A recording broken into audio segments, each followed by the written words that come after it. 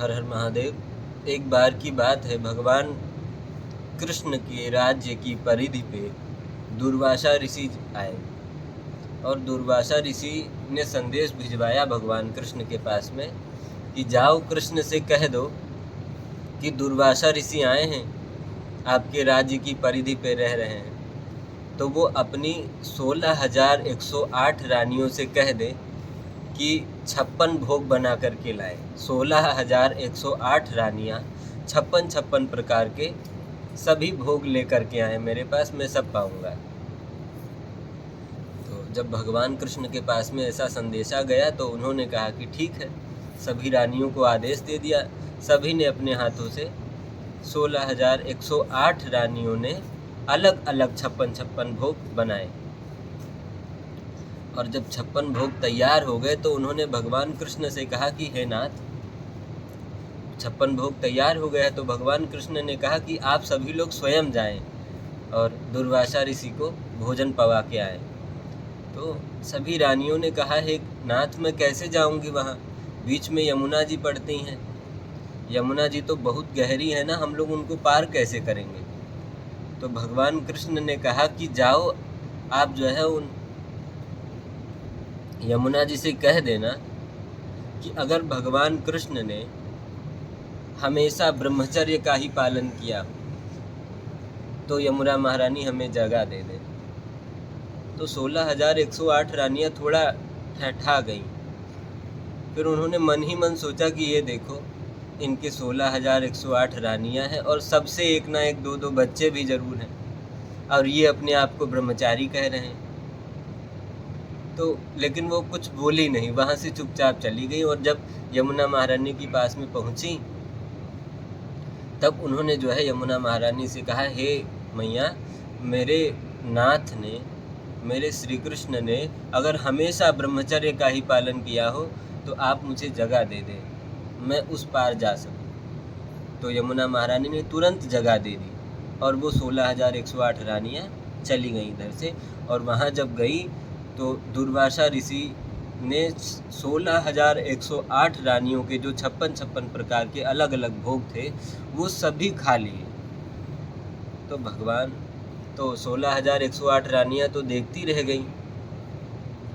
फिर उन्होंने कहा कि अब हम जाना चाहते हैं स्वामी जी, परंतु उधर से जब हम आए थे तो हमारे कृष्ण ने ये बोला था कि अगर मैंने ब्रह्मचर्य का ही पालन किया हो तो मुझे जगह दे दो। तो मैंने ऐसा कहा तो उन्होंने जगह दे दिया, नदी ने मुझे जगह दे दी, परंतु अब हम सब इधर से कैसे जाएंगे।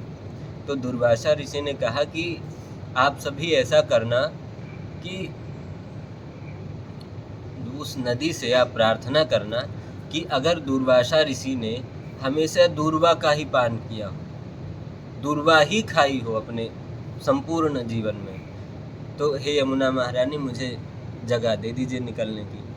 तो फिर से 16,108 रानियां जो थी वो फिर से सहम गई, बोली, अरे उधर वो कहते हैं कि वो ब्रह्मचारी हैं, अब इधर ये कह रहे हैं कि मैंने दूर्वा के सिवा कुछ खाया ही नहीं, और हम लोगों के सामने इन्होंने 56 भोग सब खा गए, डकार तक नहीं ली इन्होंने।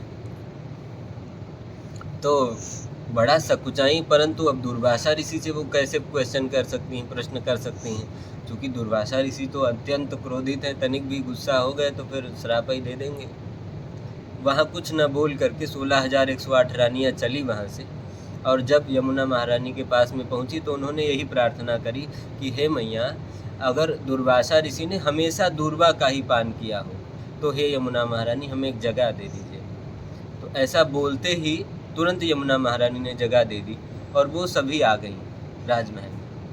तो जब भगवान कृष्ण के पास में कहीं गई तो उन्होंने कहा, हे केशव, हमारे मन में एक भ्रम है। तो भगवान कृष्ण ने कहा कि पूछिए।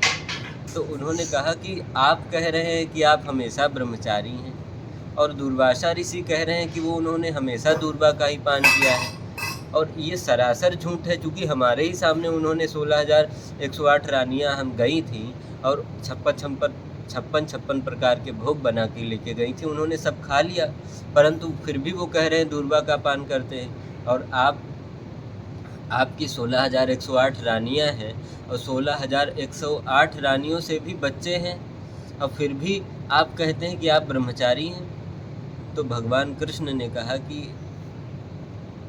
कि मैं आप लोगों के साथ में रहता ज़रूर, परंतु मैं सदैव अपने आप को साधे रहता हूँ, इसीलिए मुझे दोष नहीं लगता। और दूर्वासा ऋषि जो है वो कुछ भी खाते हैं, परंतु उनको जो तत्व प्राप्त होता है उससे वो दूर्वा का ही प्राप्त होता है, इसीलिए वो हमेशा दूर्वा का ही पान करते हैं।